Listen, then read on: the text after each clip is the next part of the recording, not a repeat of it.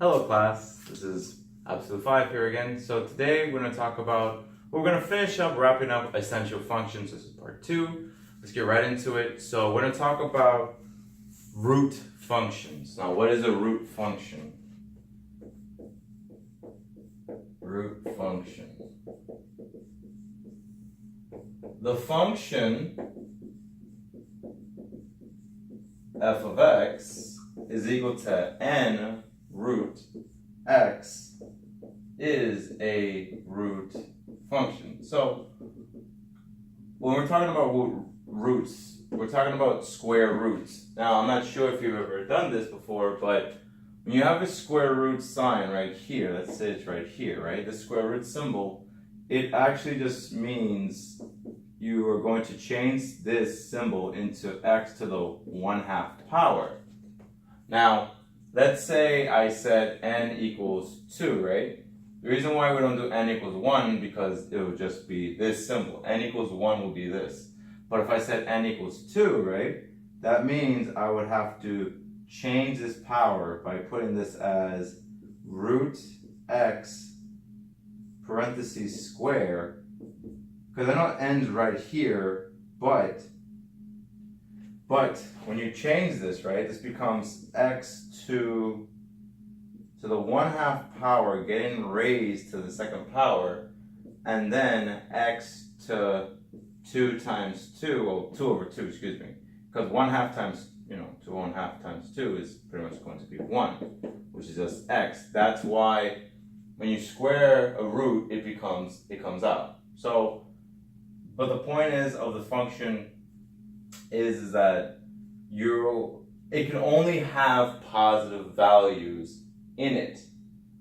We're going to get to complex variables, complex numbers later, but right now the function, you can only graph it with positives. That's what makes it such an interesting function. I believe it's an interesting function anyway. Let's make this a little bit bigger. Okay, so visually, it shoots off like this because, let's see, y equals root x, because no matter what, right, if you plug 0 into your x, it's going to start from 0, then all the way 1 to this side. But that's why I find this function interesting. That's why this has its own separate topic, complex variables, because there's other ways to determine the imaginary part of the numbers when you have a negative value in there. So that's something else. So generally, this is what a root function looks like. You want to always remember it's positive and it shoots out this way. Okay? So now, what's the reciprocal function? What's a reciprocal function? Let's see, what is that?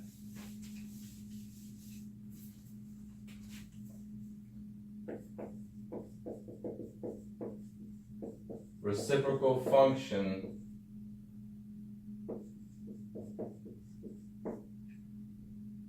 it looks like this. F of x is equal to x to the -1, or if you remember the law of exponents, you're able to bring this numerator, you're able to do this.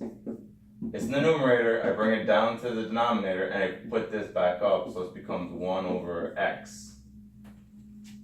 You're able to do that, and the graph of this function looks like this. 1 over x becomes, here's my y, here's my x, here's 0. It shoots all the way down, but very close to 0. It never touches 0 because it's undefined.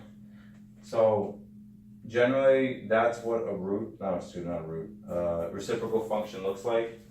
It's a very interesting property because that's why it really shows you why we don't want to get close to 0 most of the times. We'll have a 0 in the denominator of a fraction because it looks like it's telling us something's about to happen, but we don't know for sure.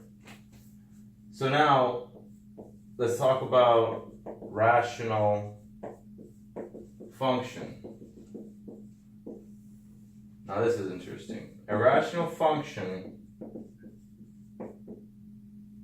rational. I didn't write rational, sorry. A rational, there we go, function f is a ratio of two polynomials.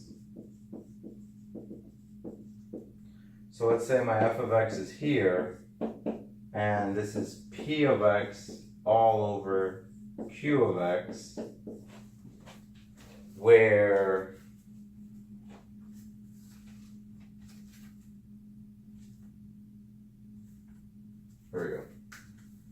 where p and the q are polynomials. So that's just to label that. And I think I have room. And the domain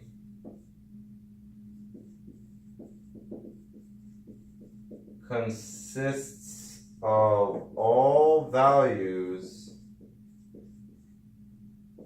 of x such that q of x is not equal to 0.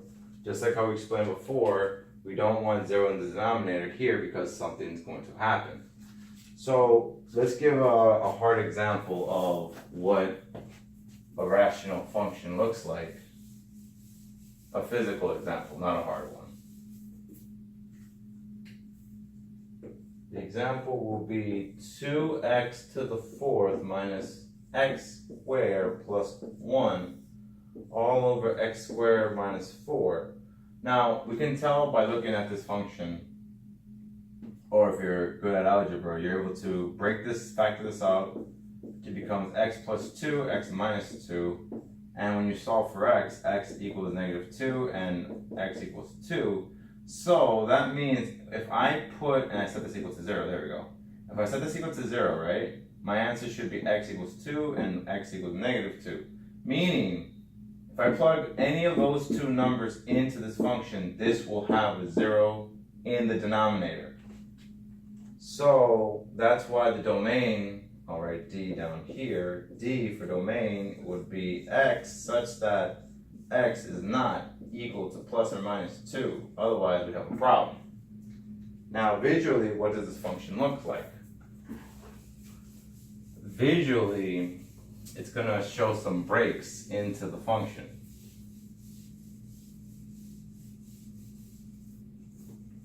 So let's see, what does it look like? It looks like this. 0, x, y, 1, 2, a little 2.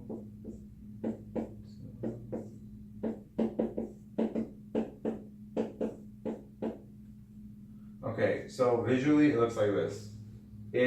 You're gonna have these asymptotes because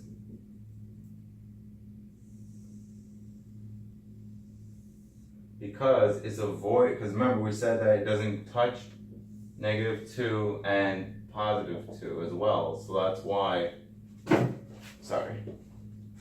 that's why when you see this, right, you can see how there's a problem with -2 and 2 because the function just halts itself right there.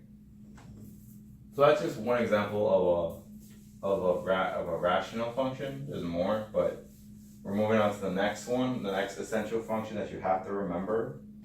I'm not sure if you remember these, but these are trigonometric functions.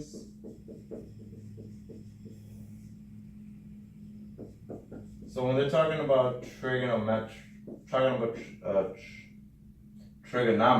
I couldn't find the words there, refers to these functions.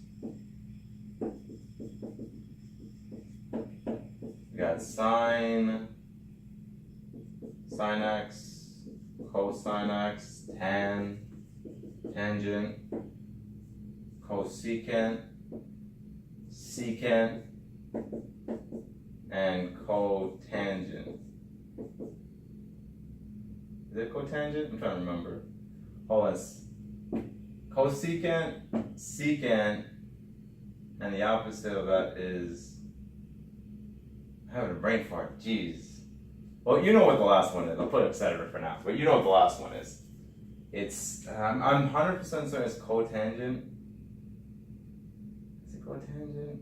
Come on, Roger, hold on. I know it's the, okay, look.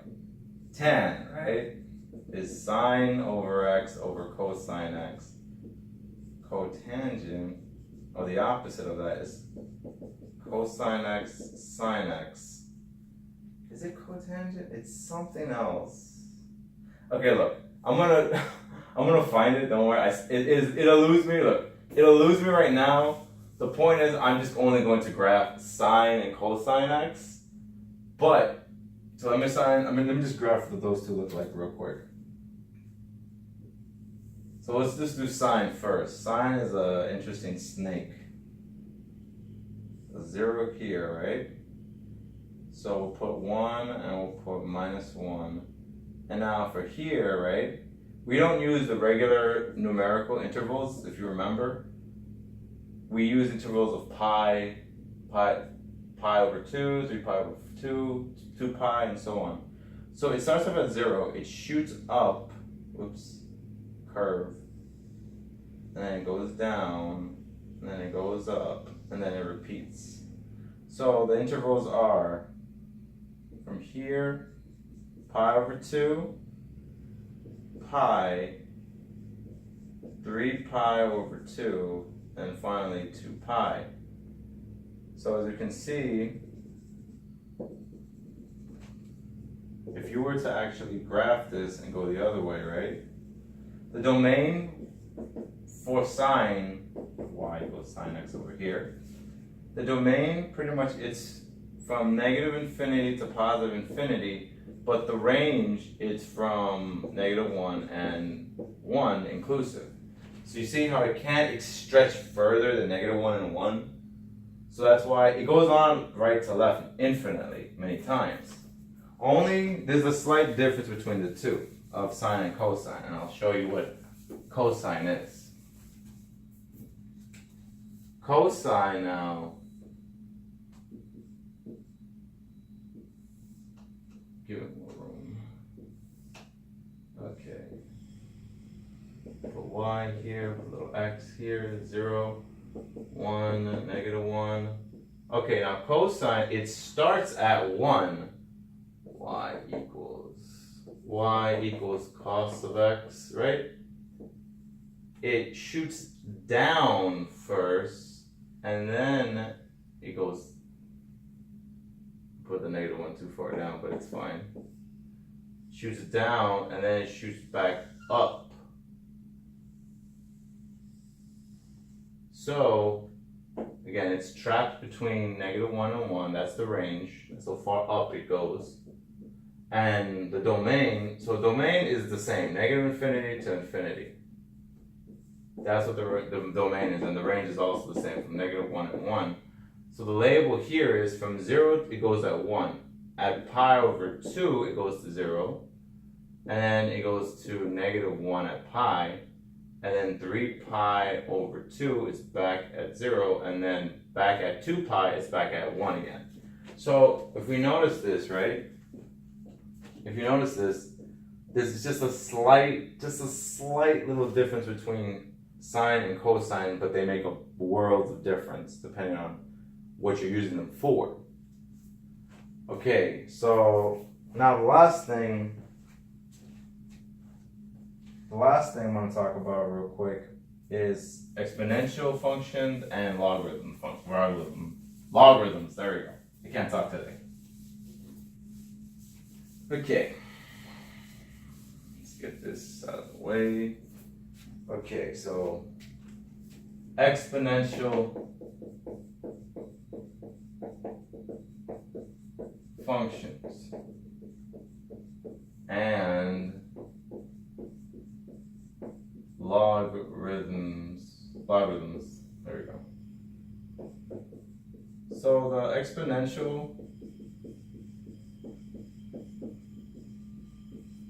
function, the exponential functions are the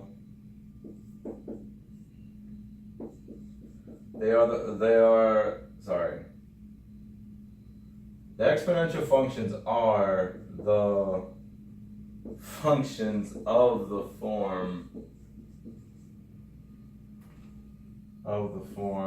f of x equals e to the x.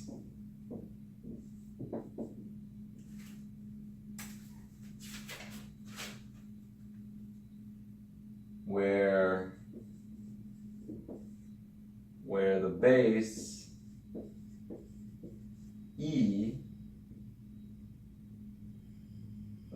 e is a positive constant or number. I'll draw the graph over here. So it goes on this way, and then at 1, it just shoots up to infinity. That's how it looks visually from the graph. Now, exponential function has so much meaning, and so much history behind it. But again, I'm just going to just remember, this is just a review to remember that this is how the behavior of the exponential function. It goes straight and then it just shoots up. Once it passes 1, it just shoots up to infinity. Now the logarithm functions, they think of the exponential functions as the protagonists of a story, and the logarithms are the antagonists of the story. They say that it's a good way to remember it because they are the complete opposite of it. The logarithmic functions f of x is equal to log base ax, where the base a is a positive constant, and they are the inverse functions of the exponential functions.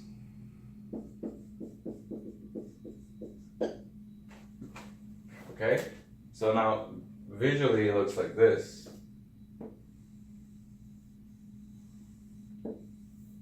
X, Y. From here it's at 1, it's at 0 here, but then it just shoots off to the right.